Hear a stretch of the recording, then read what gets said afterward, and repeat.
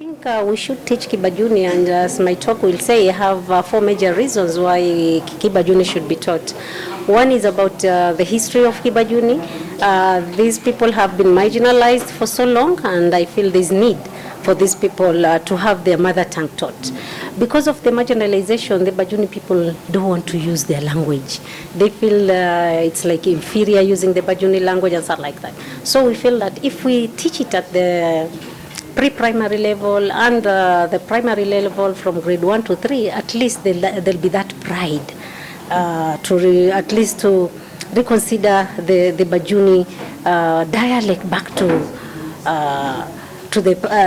bring it back to the pride of the Lamu people. Also the geography of Bajuni Islands. The Bajuni Islands are separated from the other parts of Lamu. So because of the distance, it also makes it very difficult for these people to use this language. They want to identify themselves with Waamu, Wamvita, and the rest. And the other thing is the matrifocality issue, where the Bajuni people, unlike the other dialects, they like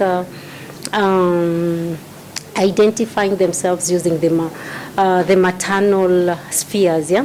Unlike like the Waamu, the Wamvita, they use the Islamic perspective, whereby the paternal aspect is very important. For the Bajuni, they use the matrifocality, where when a marries, he's supposed to stay with the wife's parents. So I'll also talk about that. And lastly, it's about the Bajuni identity. The Bajuni identity is very important, whereby, as I've said, people don't want to identify themselves as Bajun. They like consider themselves as Waamu, Wamvita, and other people. So because of that pride, we want to bring it back. Even the Bajuni people don't like using their original names. We have such names like Javo, Mwanasi, Nyalali.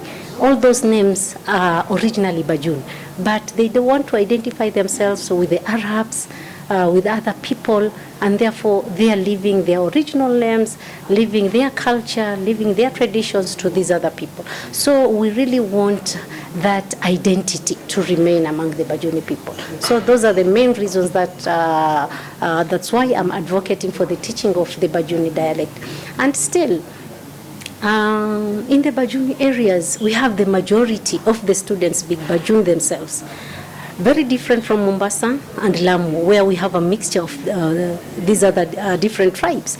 But in the Bajuni areas, you'll find that 99% of the students in these schools are Bajuns. Even the teachers, 80% of the teachers teaching these students are Bajun. So it will be very easy to teach the Bajun language to the students here. Unlike Lamu, Mombasa, and other places where it's more cosmopolitan, where we have several tribes living in those areas. Yeah, I think those are the reasons why I feel and I advocate for the Bajun language being taught in primary schools.